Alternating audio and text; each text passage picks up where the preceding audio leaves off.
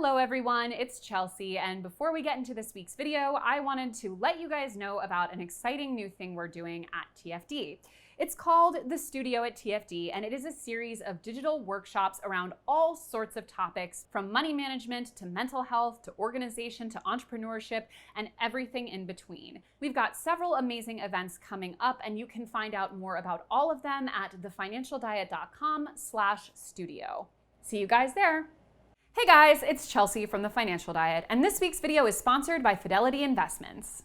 And this week, I wanted to talk to you guys about the mental habits and routines that you might be getting yourself into now as a result of COVID that you don't even necessarily realize you're doing. Obviously, this pandemic has upended so many elements of our day-to-day lives and made things that used to feel totally normal feel completely unmanageable. There are some of us who might have lost our jobs temporarily or permanently. Some of us may be suddenly working from home. Some of us may be working in our regular jobs, but in totally different conditions. If we're parents, we're suddenly with our children 24/7. If we're students, we have no idea what's happening with our schooling in the fall. Basically, we are existing at a level of uncertainty that most of us have never really experienced. And having to lose that sort of midterm horizon in our thinking can be very destructive to mental health. Yes, we can still plan for what we're going to do today or even the next few days, and we may be able to have a sense that life will resume some kind of normalcy within a few years. But that middle term, what's happening 6 months from now, maybe even a year from now, is so blurry to us right now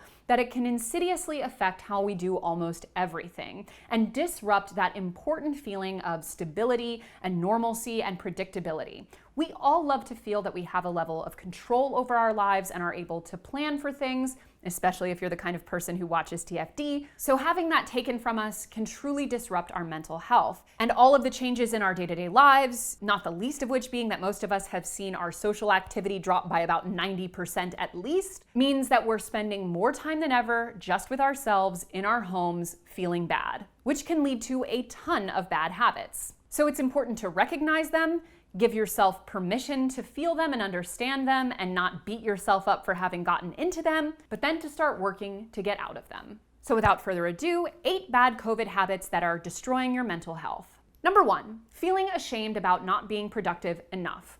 I recently did a whole video on how frustrated I've been with the discourse around how we're spending quarantine and what we should be expecting of ourselves during that time. It can be easy for people to brag about learning a new language or starting a new hobby or accomplishing something they've been wanting to do for a while. And it can make us feel that if we're not able to do those things, we're somehow not spending our quarantine right. But in a life-changing, paradigm-shifting global pandemic, our focus should not be on how we can come out of this with a better LinkedIn page. It should be how we can come out of this as intact people who feel at peace with their lives. There are some people right now who are struggling to get out of bed every day and put on normal people clothes because what the hell is the point anymore? And that's also totally valid. And making sure that you're recalibrating your expectations for yourself with what is feasible for you right now is incredibly important, more so than ever. Ultimately, what is so important in this time is remembering that what you are able to do to get by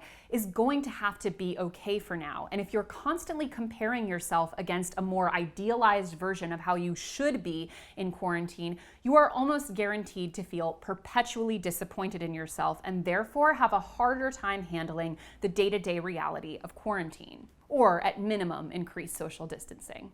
Number 2 is refreshing your newsfeed every 10 minutes. Now, if you follow me on social media, you've probably noticed that since quarantine began, I have gone on and off my social platforms a few times, taking a week off here, a week off there. And yes, in some ways, I feel a little disappointed that I haven't been able to do a clean break for a long period of time, but I have an addiction. And it can be a pretty complicated balance to find because on the one hand, we all know that having social media constantly beamed into our eyes is not really good for our brains, even in normal circumstances. But at the same time, most of us are more cut off than we've ever been from our actual social networks. We can't see our friends the way we used to. There are many family members we might not be able to see. We can't travel the way we used to. So remaining connected with people virtually is more important than ever. And like it or not, social media is a pretty easy way to go about that. But that being said, during a time when it can feel like you have a responsibility to be 100% informed all the time because something really big and scary is happening that you need to know about, the line between keeping yourself informed and doom scrolling / catastrophizing becomes incredibly blurry. In order to help yourself find that balance, though, I think there are a few key things to remember. One, make sure that just because you're following a certain number of accounts on a given social media feed, you don't necessarily have to see all of those people at the same time. For example, on Twitter, you can curate lists of different accounts and click between different lists at different times to get a different feed. You can have one that's just like real life friends, one that's news / experts, one that's funny meme accounts. You can have a little bit of everything and don't need it all jumbled in together at the same time so that every time you open, you're getting 100% of what you follow. Number two, you can make sure that when it comes to getting news, things that are journalistic in nature, you are following experts. Part of the thing that's so infuriating about social media during this time is suddenly everyone is a scientist. What's going on? Like, why is my uncle here, like, popping off about whether masks actually protect you from COVID or not? Like, excuse me, sir, like, you're an accountant. Anyway, point being, a lot of people now are suddenly throwing their opinion into the mix when not only are they often either not really that informed or poorly informed, but they also really have no business weighing on this topic in the first place because they're not someone for whom that's an area of expertise. Filtering out the people who are just sort of like getting off their COVID hot takes is incredibly important. But lastly, number three, giving yourself specific times at which you can use these apps. And there are plenty of web browser extensions and apps that you can add to your phone that will help you regulate the time that you're on social media. Giving yourself those time windows helps ensure that you're not just like constantly being bathed in all of this content. There's a time to check in and a time to check out. And keeping a tight lock on both of those things will prevent you from feeling like you're drowning in social media. Number three is drinking more than you normally would. So obviously we haven't been in the pandemic for very long, but there is now some anecdotal research starting to come out about people drinking more in quarantine / during COVID than they were before. And on some level, I mean, that makes sense. Not only are people really stressed the hell out all the time, but they're also just like sitting at home 99% of the time with very little to do. And while I'm sure that everyone has probably gone through a few different coping mechanisms during that time that were probably not good for them, whether that's eating not very well, keeping weird sleep hours, watching way too much television, drinking too much, whatever it might have been, I think we've now hopefully reached a time where yes, things are still bad, they're not like they were before, but we're not dealing with the total shock of our lives being upended overnight the way we were in March.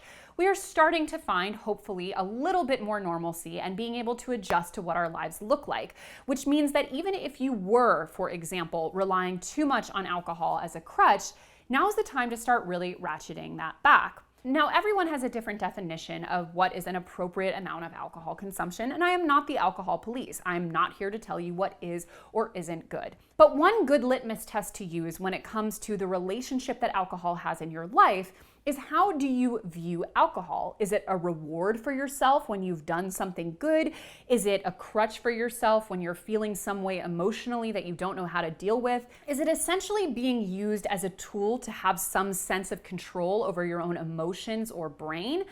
That's the area where it starts to be a bit of a questionable relationship. You should not be in a situation where any large emotion, negative or positive, is immediately accompanied by alcohol, especially because right now we're all in a time where we're probably feeling a lot of emotions, many of which we're not used to. I think it's probably healthiest, if you want to make a comparison in your life, to treating alcohol the same way you would treat like a really indulgent dessert. Now, I say that, but I also eat like sheet cake pretty frequently, so maybe that's not the best comparison for me. But long story short, it's like a food that you wouldn't necessarily feel should fit into your everyday diet because you know objectively it's not overly great for your body, but it also is enjoyable in its own way and should have its place. But do be conscious about the role that it's playing in your life, what it means, why you do it, how frequently you do it, and whether or not you feel that you need it. Many of us may be relying on things like this more than we did pre-COVID, but that doesn't mean that pattern has to continue. Number 4 is isolating yourself completely. Now, Everyone is probably in the midst of finding an awkward, delicate balance between being socially responsible with regards to transmission of COVID and seeing friends and family that we love. Technically, when it comes to what would be most epidemiologically responsible, we would all be isolating 100%. But obviously, that's not realistic. Now, depending on your individual circumstance, you may be in a place where even seeing friends in a park for the afternoon feels like too much of a high-risk situation for you. And that's okay. But that doesn't mean you have to cut yourself off from them. Making sure that frequent contact with your friends, whether it's a phone call or one of those cursed Zoom happy hours that we've all been having, making sure that you are present in the people's lives that you love and they are present in yours is incredibly important. And listen, did I just refer to Zoom happy hours as cursed? Yeah, because honestly, I'm sick of Zooms, and I'm sure you guys are sick of Zooms, but what's the alternative for a lot of us? Yes, there are a few friends and family that I see now socially in responsible conditions, but there are a lot of people that I can't see and probably won't see for a really long time because I'm not able to travel the way I was. And what are my options there? So while I would of course prefer a real meetup over a Zoom meetup, we have to make do with what we have. And it can be really easy to feel like if you're not living the social life you would ideally want to be living, that you may as well just cut it all off and isolate yourself and go deeper and deeper into your social isolation spiral. But that has incredibly dangerous effects. Whatever other bad mental health habits you may be leaning into right now, being totally isolated and having no social accountability or connection is likely to make them spiral even further. We need people more than ever right now, and whether that's seeing them in a park or in a backyard or over Zoom, we have to make time for it. Number 5 is throwing structure completely out the window. Now, one of the things I mentioned earlier that you may be leaning into as a coping mechanism that isn't so healthy during this time is having a really upended schedule. If you may have lost your job or you are now working totally different hours or limited hours, you could find yourself in a situation where you're staying up really late, sleeping way too much, not sleeping enough, watching TV all the time, eating at strange hours, just generally keeping very awkward hours that aren't necessarily in tune with what your body would most want. It's hard to feel the motivation to keep a structure. Even something as simple as your meal times or exercise routines or cleaning schedules can feel like an overwhelming burden in a time where you're just trying to get by each day. But it's important to remember that those very structures are what often enable us to get by in the best possible way. Our brains crave structure, they crave predictability, and they crave a sense of control over their day-to-day lives. We already have so much that is out of our control that has been completely upended in such a short amount of time that we want to do everything we can to make sure that the things that are under our control remain under our control. By letting our daily routines, our sleep schedules, our food schedules, our screen time all run completely out of control, we are only compounding the feeling that we have about how much the outside world has completely changed. Number 6 is not moving at all. A lot of us are probably slipping into a mentality of who even cares what my body looks like? I'm never gonna see anyone in a bathing suit or be seen in a bathing suit ever again. And honestly, fair enough. But that is not why we should be working out. You're not working out so your body can look a certain way. You're working out so you can feel a certain way in your body.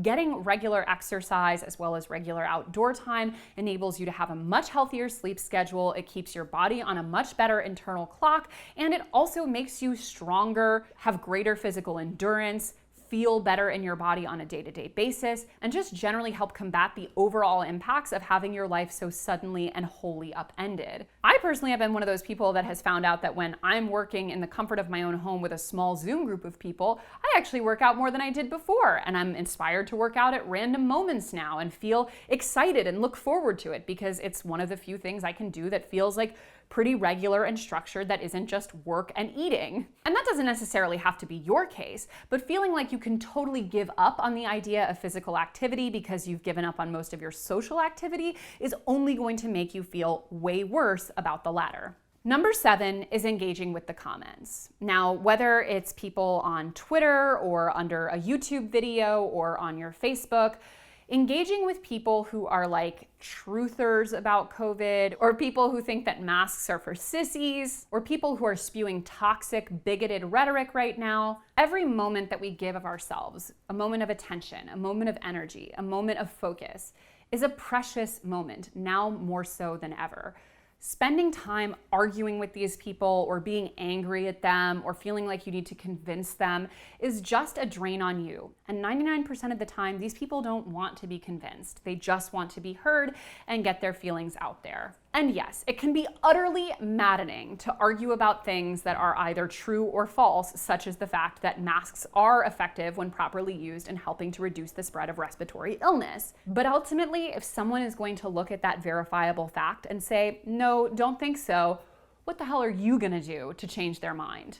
But more importantly, no one deserves your time just because they're spewing an ignorant opinion. Your time, energy, and focus are precious, and you don't need to be giving any of it to the trolls right now. Lastly, number 8 is panic retail shopping. Now listen, if you still have your income and basically nothing to do ever, there can be a huge allure in online shopping right now. It feels like you're doing something, it's like familiar, it reminds you of your old life, it like makes you feel a little bit excited about something for 10 seconds, you get to like refresh the tracking link so you can see when your package is arriving. It's like an experience that gives you a level of endorphins that you're probably not getting very frequently now. And plus, there can be a sense of general panic when you're buying things that might be a little bit more tied to your day-to-day life in a pandemic. But online shopping as a sort of outlet or moment of personal therapy is incredibly dangerous right now because, quite frankly, in a time of such economic uncertainty, we all need to be conservative about saving as much cash as we possibly can. The last thing we want to do is be in a position where our emergency funds are depleted at a time when we're entering a serious depression and we're far from the end of potential future layoffs or downsizing. At a time like this, cash is simply king, and spending much of it on emotionally unstable online shopping is an enormous mistake. Part of the fun of online shopping, let's be clear, is just in filling up your cart and imagining yourself with all these items. So one hot tip that I highly recommend is before you buy anything in a specific category, challenge yourself to make an inspiration board about the item on a place like Pinterest before you even put the item in your cart. Now, once you have the inspiration board all built out, which probably took you a while and used up maybe some of that energy and also gave you the burst of imagination and creativity that's so nice about online shopping, let the inspiration board sit for 24 hours. And if you come back to that inspiration board in 24 hours and decide that you still want the item, go ahead and buy it. But don't just allow yourself to click through and buy your cart because you can't think of anything better to do. As I mentioned, this video is sponsored by Fidelity Investments. They are here to help you reach your savings goals. And if you're looking for an easy way to finally start investing what you save, check out Fidelity. So as always, guys, thank you for watching. And don't forget to hit the subscribe button and to come back every Monday, Tuesday, and Thursday for new and awesome videos. Goodbye.